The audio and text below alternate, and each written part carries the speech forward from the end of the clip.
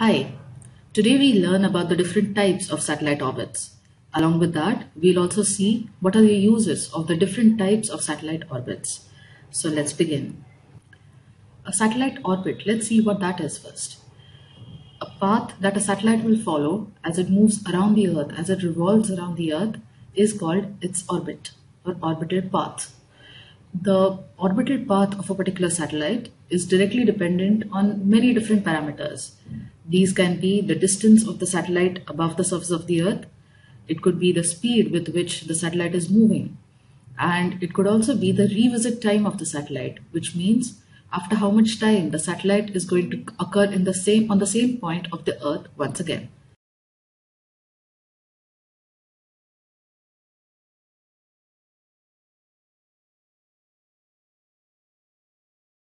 The satellites that are closer to the Earth, because of the higher gravitational pull of the Earth, the satellites move with higher velocity, which means if a satellite is much closer to the Earth, then it moves faster and we'll see it more often in the sky.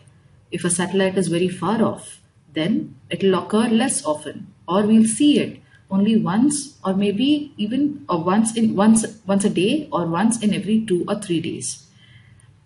As a great example, the International Space Station moves across the surface of the Earth in 90 minutes. That means if I see the satellite right now at 7 o'clock, then I can see it once again at 8:30, at which time it has actually taken one entire turn around the Earth and come back. Okay, now let's move further into the different types of orbits. The very first type is the geosynchronous or geostationary orbit.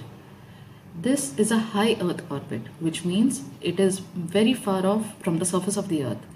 This orbit is generally directly above the equatorial line, and the time taken by the satellite in this orbit is exactly 1 day. That means the satellite is directly on top of one fixed position on the Earth at every minute. The second type is the polar sun orbiting satellite, or the polar sun synchronous orbit. This kind of orbit is a low Earth orbit. This orbit allows a satellite to cross the Earth very quickly, and we might have multiple revisit times even during one single day. The third type is the Molniya type. The Molniya orbit is a highly elliptical or medium Earth orbit with a period of approximately half a sidereal day.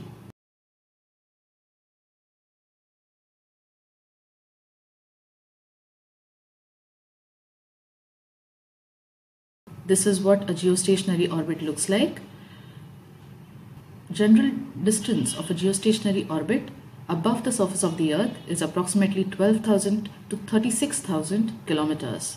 Let's move on to the second one. A polar sun synchronous orbit generally lies only 400 to 800 or 850 kilometers above the surface of the Earth. And this is why it has higher velocity and it can keep revisiting multiple times during even 1 day. The last one we are looking at is the Molniya orbit. This orbit is highly elliptical with respect to the equatorial plane of the Earth, and it lies somewhere in between the other two orbits, which is around 800 kilometers to 16,000 kilometers from the surface of the Earth.